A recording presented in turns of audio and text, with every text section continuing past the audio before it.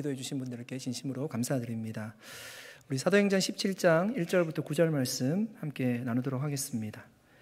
사도행전 17장 1절부터 9절입니다.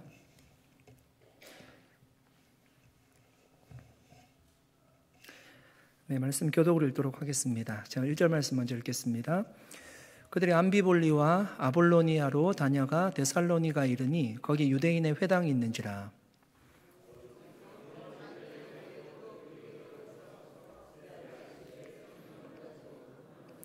뜻을 풀어 그리스도가 해를 받고 죽은 자 가운데서 다시 살아나야 할 것을 증언하고 이르되 내가 너희에게 전하는 이 예수가 곧 그리스도라 하니.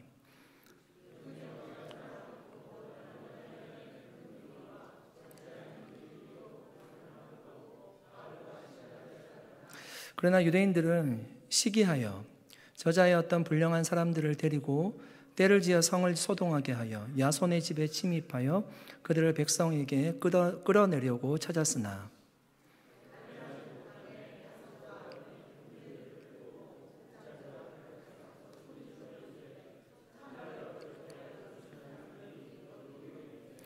야손이 그들을 맞아 들였도다. 이 사람들이 다 가이사의 명을 거역하여 말하되 다른 임금 곧 예수라 하는 이가 있다 하더이다 하니. 무리 압장들이 이 말을 듣고 같이 읽겠습니다. 야손과 그 나머지 사람들에게 보석검을 받고 놓아주니라. 아멘. 바울과 실라가 여러 가지 사건들이 있었지만 고생 끝에 빌립보 감옥에서 추록하게 되었습니다. 제일 먼저 찾아간 곳이 루디아의 집이었습니다. 루디아의 집에 찾아간 이유는 아마도 빌립보 교인들이 루디아의 집을 교회로 삼아서 모이고 있었을 것입니다. 그곳을 방문해서요, 성도들이 잘 있는지 위로하고 교회가 잘 세워지는 것을 눈으로 확인했습니다. 아마도 교인들이 함께 모여서 바울을 염려하면서 기도하고 있었을 것입니다. 교회가 잘 세워지는 것을 확인하고 바울이 빌립보를 이제 떠나게 됩니다. 왜 빌립보를 바울이 계속 사역하지 않고 떠나게 되었을까요?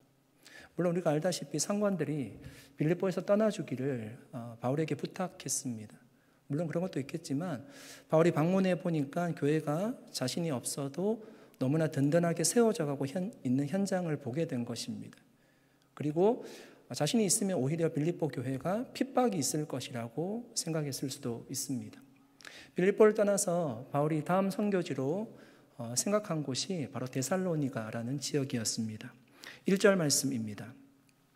그들이 암비볼리와 아볼로니아로 다녀가 데살로니가 이르니 거기 유대인의 회당이 있는지라. 사진 한 장 보여주실래요? 네.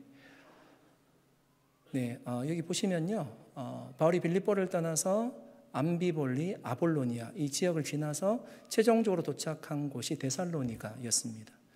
데살로니가는 빌립보에서의 남서쪽으로 약 100마일 정도 떨어진 곳이었습니다.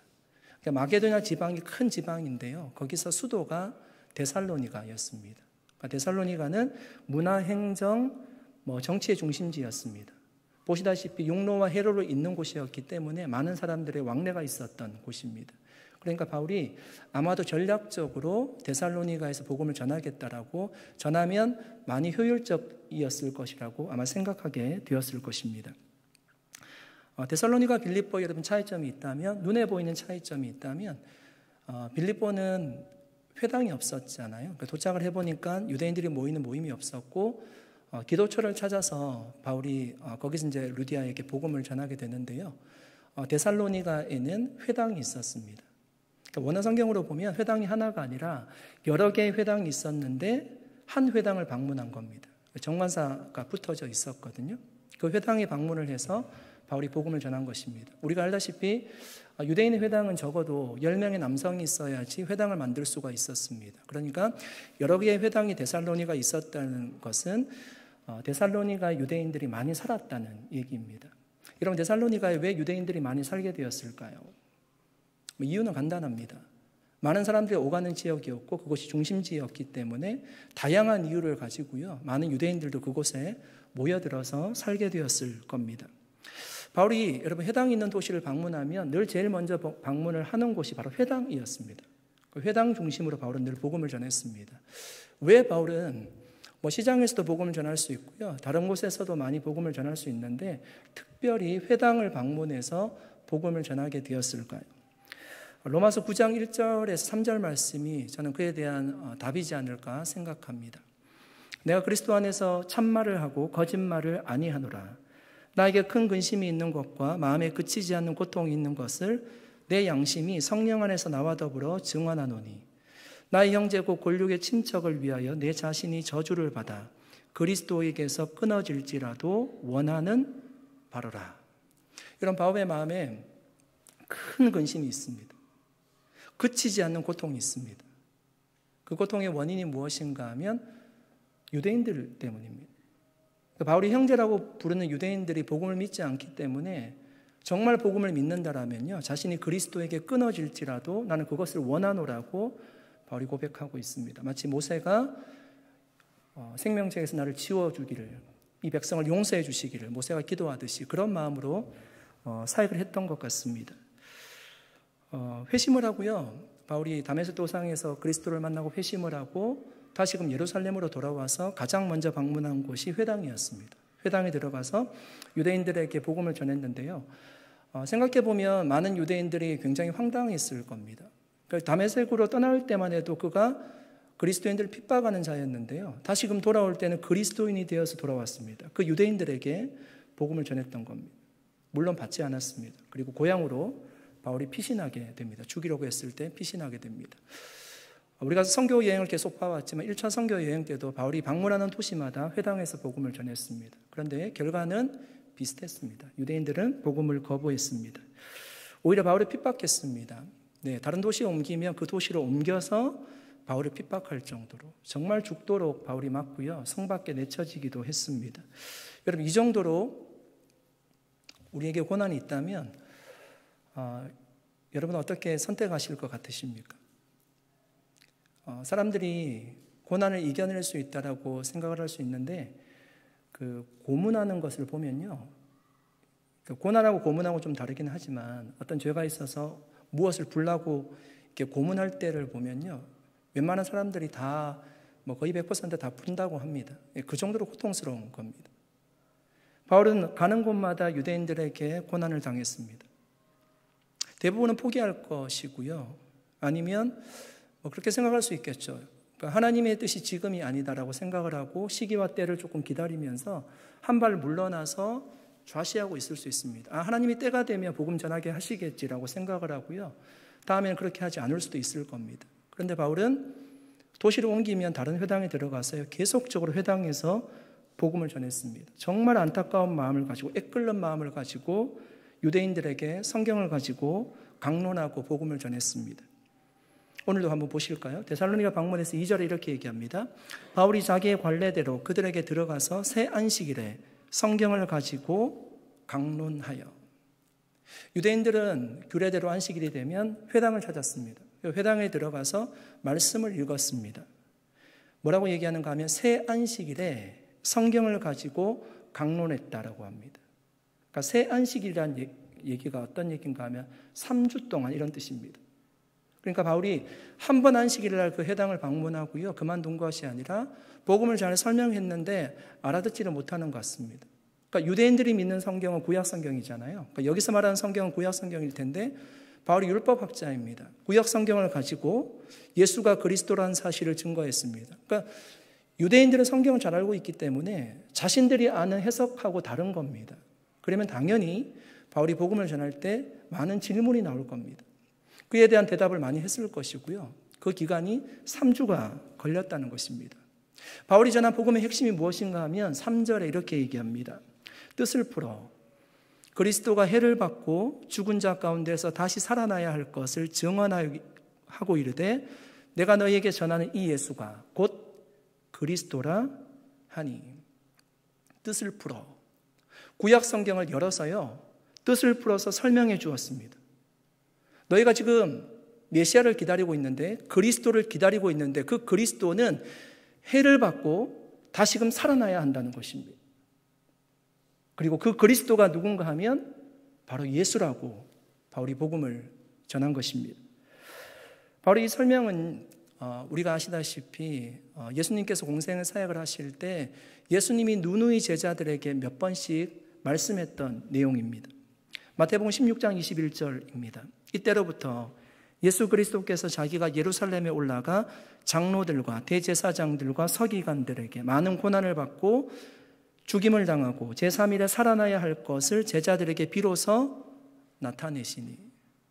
여러분, 예수님이요 제자들에게 자신이 십자가에 달려 돌아가실 것과 부활할 것을 말씀했는데 한 번이 아니라 동일한 말씀을 3번이나 반복해서 말씀하셨습니다. 부활한 후에는요 예수님이 엠마오로 내려가는 제자들 곁에 다가가셨습니다. 예수님인가 알아보지 못하죠. 그들이 막 고민하고 있어요. 예루살렘에서 어떤 일이 일어났는지 서로 얘기를 하면서 엠마오로 내려가고 있잖아요. 예수님 다가가서요 구약 성경을 들어서 그들에게 그리스도에 대해서 설명해 주십니다. 그들이 가슴이 따뜻해지면서 그분이 바로 예수 그리스도라는 것을 깨닫게 되죠. 주님이 성경을 가지고요 그때도 엠마오로 내려가는 제자들에게 성경을 가지고 자신의 순환과 부활에 대해서 설명해 주셨습니다. 누가복음 24장 26절 27절 말씀입니다.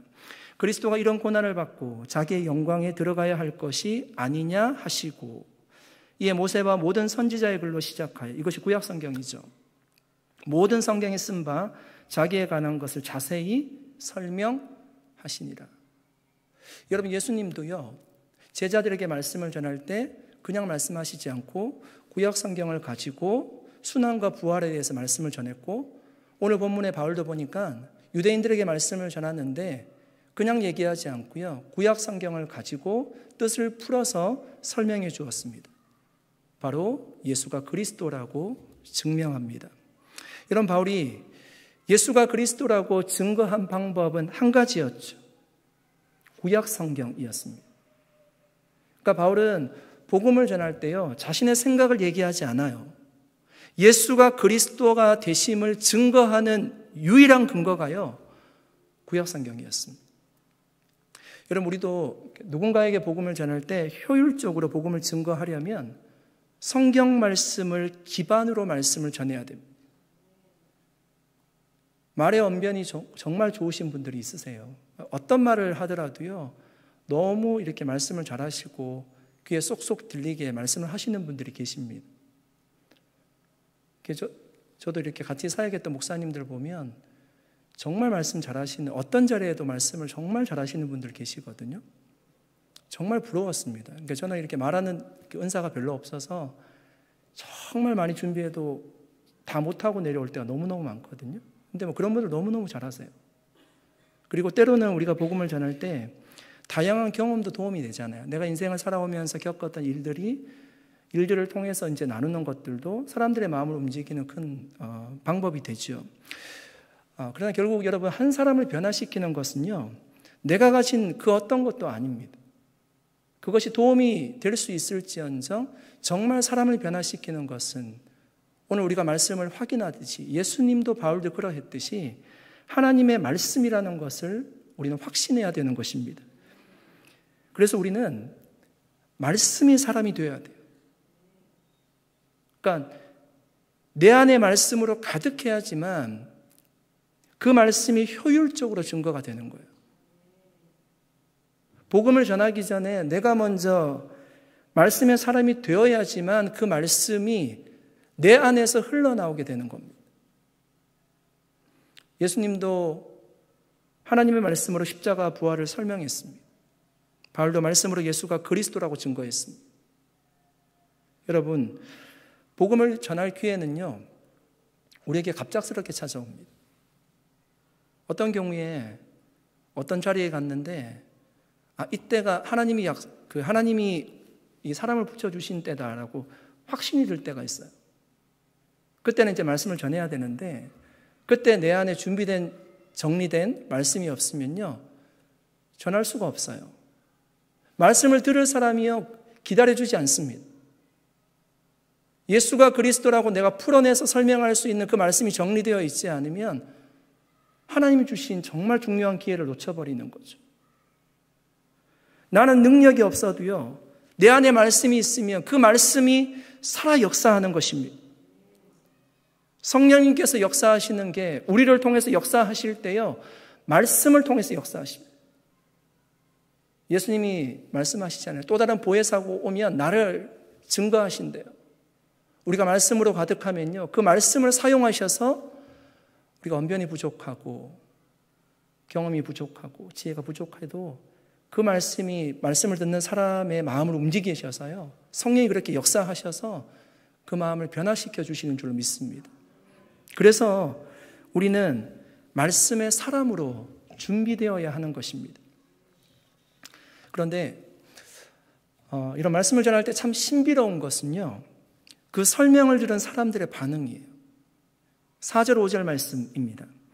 그 중에 어떤 사람 곧 경건한 헬라인의 큰 무리와 적지 않은 귀부인도 고난을 받고 바울과 실라를 따르나, 그러나 유대인들이 시기하여 저자의 어떤 불량한 사람들을 데리고 때를 지어 성을 소동하게 하여 야손의 집에 침입하여 그들을 백성에게 끌어내려고 찾았으나.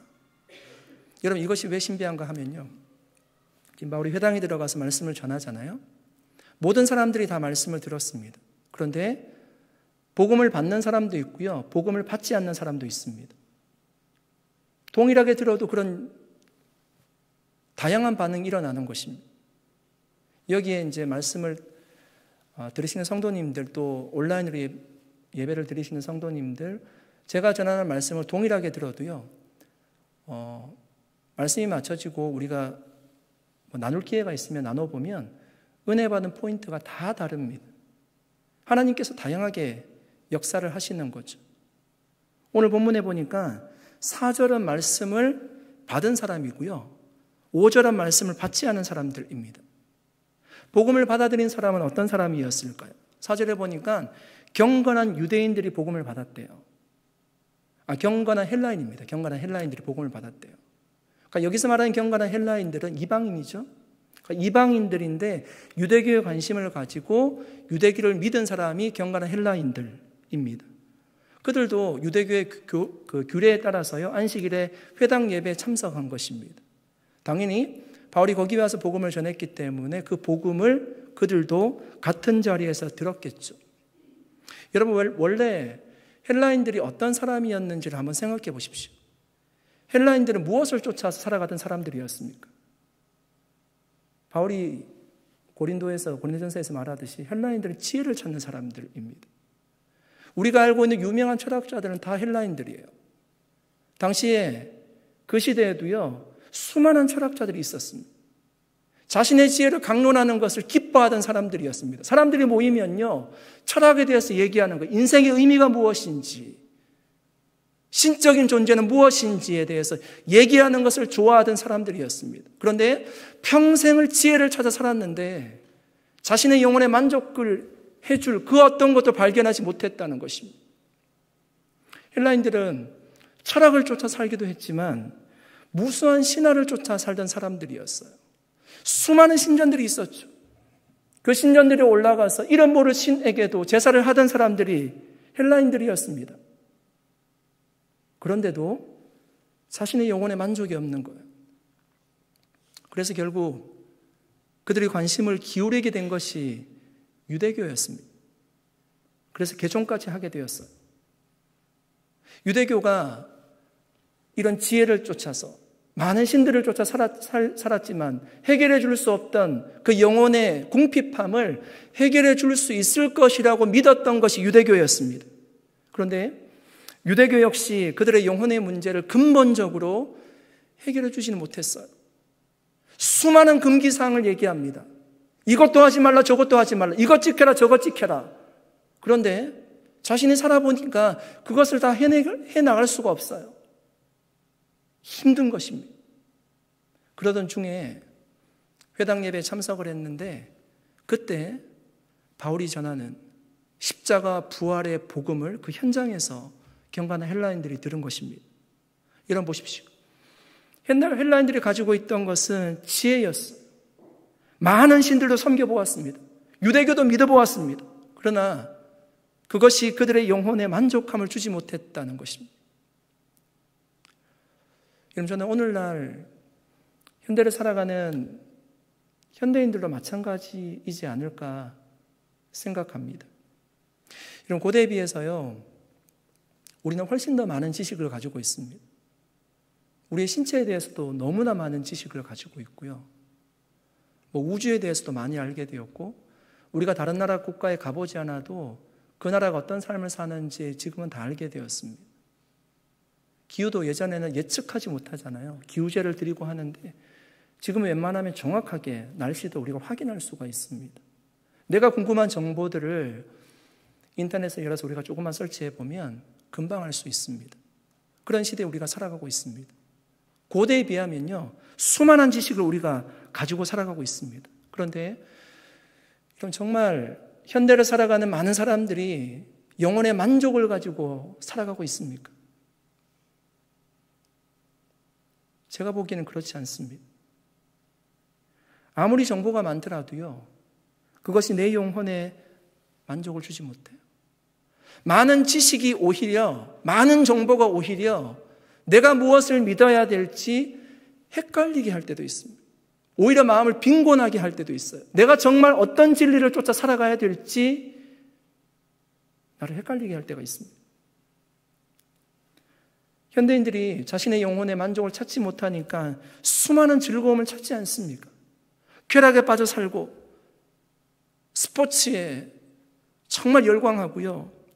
취미생활 너머로 모든 시간을 거기에 할애하며 살아가기도 하고, 아니면 종교적으로 다른 종교에 빠져서 탐닉하며 살기도 합니다.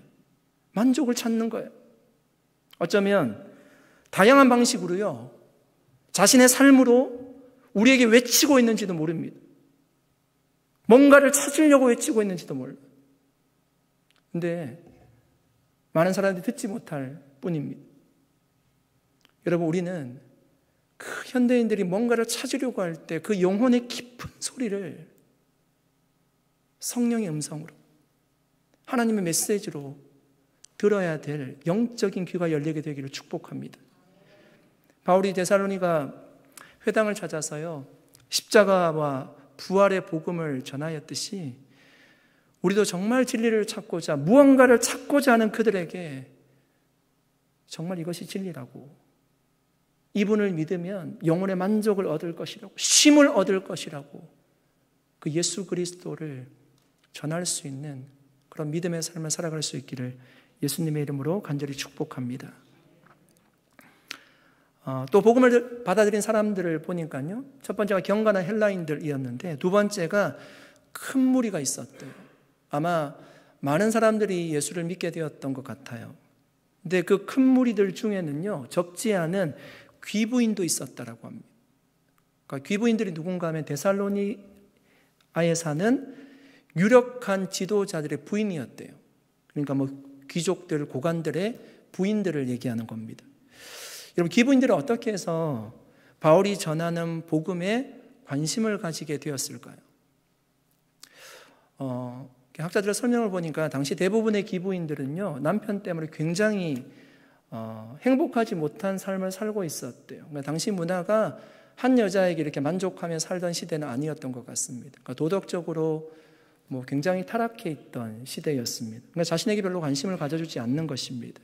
그런데 유대교의 가르침을 들어보니까요, 남편이 한 여인을 사랑하게 이렇게 말씀을 하고요, 도덕적으로 정결한 삶을 살도록 가르치는 것입니다. 유대교에 이제 관심을 가지기 시작하는 거죠. 그래서 귀부인들이 유대교에 관심을 가지게 되었을 겁니다. 그런데 율법의 말씀을 이제 공부를 하다 보니까 남편들만 문제가 있는 것이 아니라요, 자신들에게도 문제가 많다는 것을 깨닫게 되었어요. 그러니까 하나님의 말씀을 공부하면 누군가를 정죄하기보다는 내가 죄인이라는 것을 깨닫게 되잖아요. 그러니까 남편이 나를 행복하게 해주지 않고 문제가 있었기 때문에 유대교에 관심을 가지게 되었는데, 정결한 삶을 요구하고 한 여인을 사랑하라고 얘기하기 때문에 관심을 가지고 유대교에 귀의하게 되었는데, 공부를 해보니까 나에게도 문제가 많다는 것을 깨닫게 되었다는 겁니다. 그런데 문제는 뭔가 하면요, 그것을 깨달았는데 그 문제를 해결할 수가 없어요. 내가 죄인이라는 것을 알게 되는데, 죄 문제 때문에 내가 고통스러운데 그 죄 문제를 내가 해결할 수가 없는 거예요. 근데 그 회당에서 바울이 십자가 부활의 복음을 전하는 겁니다. 대속의 은혜를 가르쳐 주는 겁니다. 예수 그리스도를 믿을 때 정죄함을 받지 않을 거라고, 구원받을 수 있을 것이라고 복음을 전하는 거죠. 그렇게 개종하게 되었을 겁니다. 이런 바울 당시에만 가족에 문제가 있었을까요? 가정에 문제가 있었을까요? 이 귀부인들의 가정에만 문제가 있었을까요? 바울 전에도 수많은 가정이 다 문제가 있었고요. 바울 시대도 이 귀부인들뿐만 아니라 모든 가정에 다 문제가 있습니다. 오늘날도 마찬가지이죠. 문제가 없는 가정은 이상한 가정이래요. 다 문제가 있습니다. 어려움이 다 있습니다. 지금도 여전히 진행 중이죠.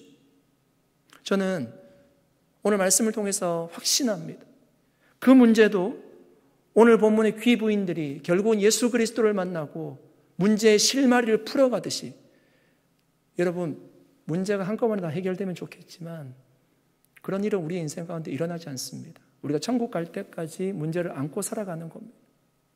주님이 섭리하시는 겁니다. 그 문제 가운데서도 진리를 발견하게 하시고 자신을 깨닫게 하시고 뭔가 주실 것이 있는 것. 이 귀부인들이 예수 그리스도를 만나고 문제의 실마리를 풀어갔습니다. 아, 이거구나. 이분을 믿어야 되는구나. 저는 오늘날 우리 가정에, 여러분 가정에, 우리 산호사 온누리교회 성도님들 가정에 어려움이 있을 때도 결국은 문제를 해결하실 분은, 열쇠를 가지고 계신 분은 바로 예수 그리스도 한 분뿐인 줄로 믿습니다. 그분을 믿을 때 우리가 문제의 실마리를 하나하나씩 풀어갈 수 있을 것입니다. 경건한 헬라인과 기부인들이 복음을 받아들였는데요. 그렇다고 회당에 있는 모든 사람들이 다 복음을 받아들인 것은 아니었습니다.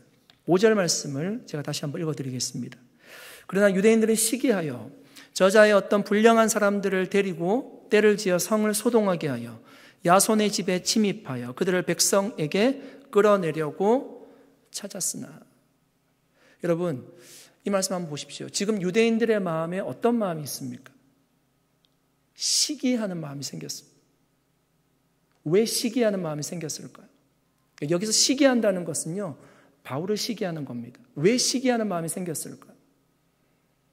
회당에 참석하는 사람들이요, 바울이 전하는 복음을 듣고요, 회당을 떠나는 것입니다. 이런 비유가 가능할까요? 우리 교회에 이제 초청 강사를 초대했습니다. 초청 강사 이제 말씀을 전하시는데 자신의 교회에 대해서 막 이렇게 말씀을 전하시고 우리 교회로 오라고 합니다. 그런 일이 있으면 안 됩니다. 그런데 우리 교회로 오라고 합니다. 그런데 이제 말씀을 들은 분들 중에 마음이 움직이는 겁니다. 아, 정말 저기에 진리가 있구나. 그리고 그 교회로 많이 가는 겁니다. 경건한 헬라인들, 귀부인들, 많은 사람들이 그 교회로 가는 것입니다. 그런 일이 실제로 이제 있었다는 거죠. 그러니까 유대인들이 바울에게 3주 동안 강단을 내어줬잖아요. 말씀을 전할 권한을 줬잖아요. 그러면 처음에는 좋은 마음으로 시작한 겁니다. 바울이 율법 선생이었고 하니까 그 자리를 내어준 거예요. 그런데 결국은 어떻게 되었습니까?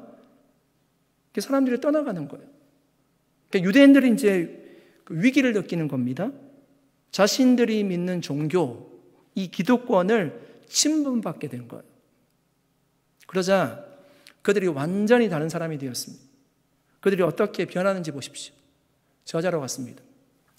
저자가 어떤 곳인가 하면 광장입니다. 광장. 그러니까 많은 사람들이 모이는 곳인데요. 그곳에는 불량배들이 있었어요. 예전에 저자는, 그러니까 광장은 어떤 곳인가 하면요, 이렇게 물품이 이렇게 거래가 되기도 하고, 이렇게 감옥이나 법정 같은 공공 건물도 있었다라고 하고요. 대중 집회도 자주 있었던 곳입니다. 그러니까 유대인들이 그 저자로 나갔어요. 왜 나갔는가 하면 거기에 있는 불량배들을 섭외하려고, 불량배들을 살려고 돈 주고 나간 것입니다. 그들을 데리고 와서요, 야손의 집을 급습했습니다.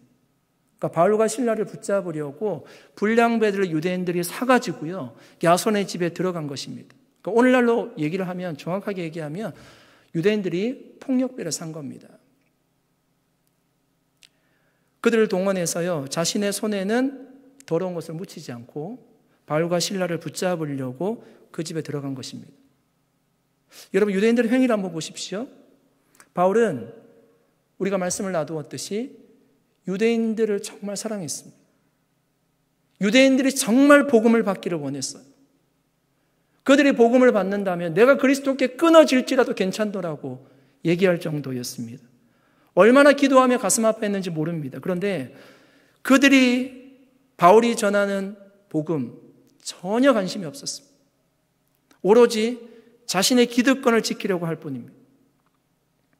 여러분, 예수님이 십자가에 왜 달려 돌아가셨습니까? 똑같은 일 아닙니까? 예수님이 죄가 없으세요. 빌라도가 몇 번이나 죄가 없다라고 얘기했습니다. 그럼에도 불구하고 유대인들이 정치적인 죄를 씌우잖아요. 유대인이 왕이라고 했노라고.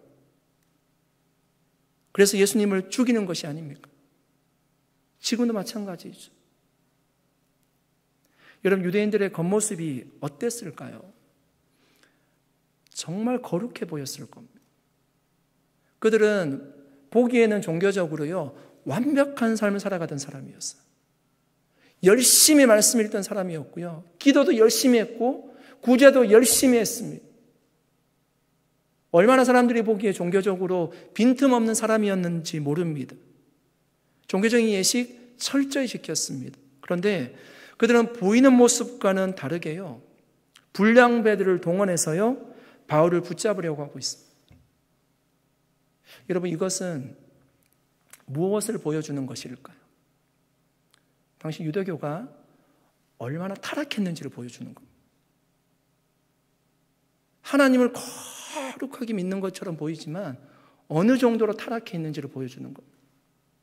여러분, 이런 일이 성경 속에서만 일어나는 일이면 좋을 텐데 그렇지가 않습니다.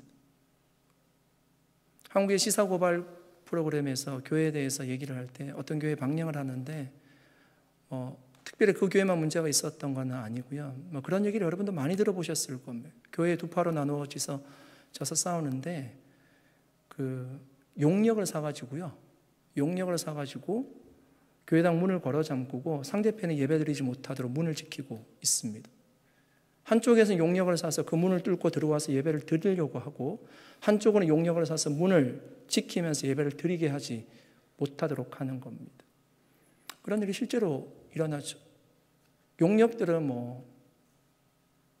폭력배들을 얘기하는 겁니다. 그런 일이 실제로 지금도 일어나고 있죠. 여러분, 이런 모습이 교회의 빛과 소금된 모습입니까? 아직 우리 안에 들지 않은, 예수 그리스도를 알지 못한 세상 사람들이 그 교회를 보고요, 내가 정말 예수 그리스도를 믿고 싶다, 구원자를 찾고 싶다, 교회가 매력이 있다라고 느낄 수 있겠습니까? 여러분, 우리가 외형적으로 신앙생활 잘하게 보인다고 해서요, 그것이 잘 믿는 것은 아닐 수 있습니다. 여러분, 저는 몇 번 제가 강조하지만 저는 교회에서 형식이 너무나도 중요하다고 생각하는 사람입니다. 가장 나중에 무너지는 게요, 형식이 무너지는 겁니다. 예배 안 나오게 되면서 그냥 완전히 와르르 무너지거든요. 그러니까 형식이라도 지키고 있는 분들은 다시금 회복할 수 있는 기회가 있는 것입니다. 그런데 오늘 이 본문에 나오는 사람들을 보십시오. 어떻게 하는지. 그냥 멋있는 종교인처럼 보이지만 참다운 예수님의 제자라고 말할 수 없는, 하나님의 자녀라고 말할 수 없는 유대인들의 모습이 아닙니까? 그렇게 유대인과 같이 이런 불량배를 동원하는 일은 자기 혼자만 안 믿겠다는 것이 아니라요, 그 관련된 사람들에게 모두 하나님이 나쁜 분이라는 것을 삶으로 보여주는 거예요. 이런 불량배들이 돈을 받고 일을 하지만 유대인들은 어떻게 생각할까요? 저 사람 정말 하나님의 사람이다, 내가 열심히 도와줘야 되겠다, 이렇게 생각할까요? 정말 나쁜 사람이네, 사람들 죽이려고 하는구나, 돈은 받지만 그렇게 생각하지 않을까요? 그런 하나님 내가 안 믿겠다라고 생각할 겁니다. 야손의 집에 들어닥쳤는데 야손이 어떻게 생각할까요? 바울을 도와주던 사람들인데 하나님이 정말 저렇게 폭력적인가? 그렇게 생각하지 않겠습니까? 불량배를 동원하는 그 일은 보고 있는 많은 사람들도 다 하나님께로부터 멀어지게 하는 행동일 겁니다.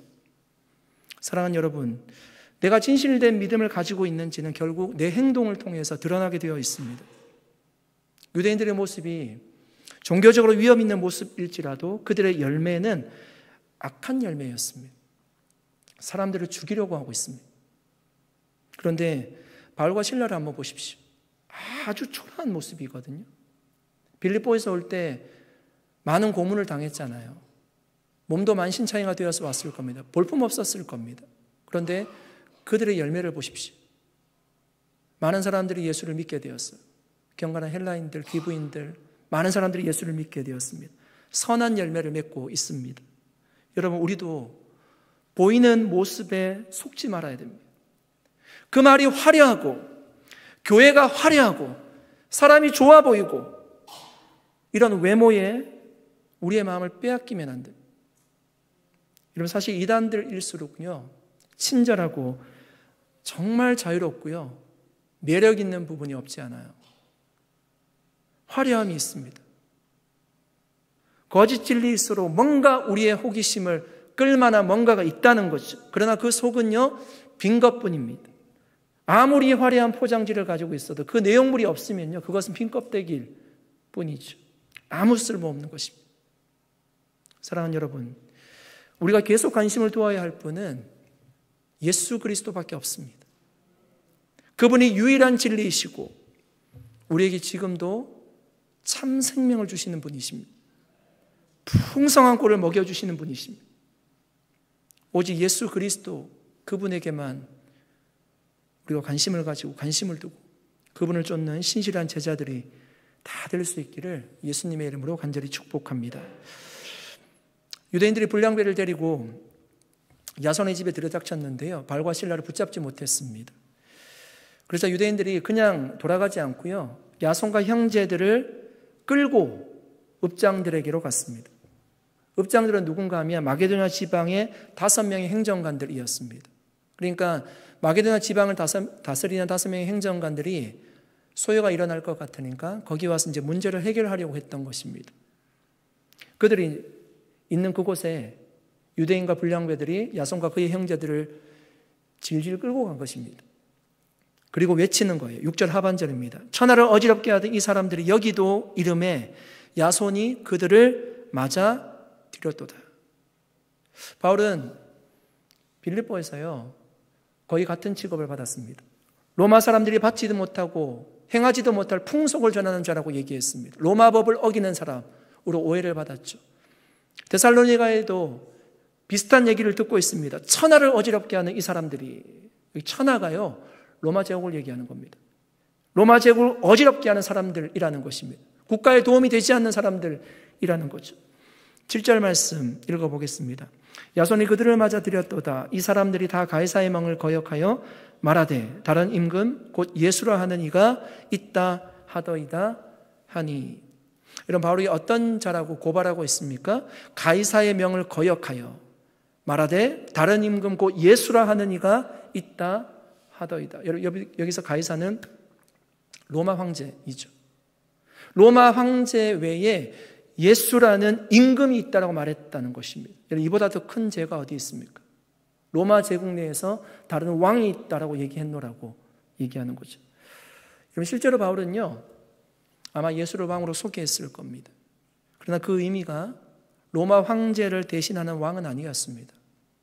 그러니까 로마 황제는 아주 작은 개념이고요, 예수님은 온 인류를 다스리는 왕이시죠. 그러나 아무것도 모르는 로마의 읍장들이 듣기에는 이것이 매우 불편한 내용이었을 것입니다. 그래서 결국 야손에게 거래를 합니다. 바울과 실라를 조용히 성에서 내보낼 것을 확답을 받고요, 보석금을 받고 또 그들을 조용하게 놓아주게 됩니다.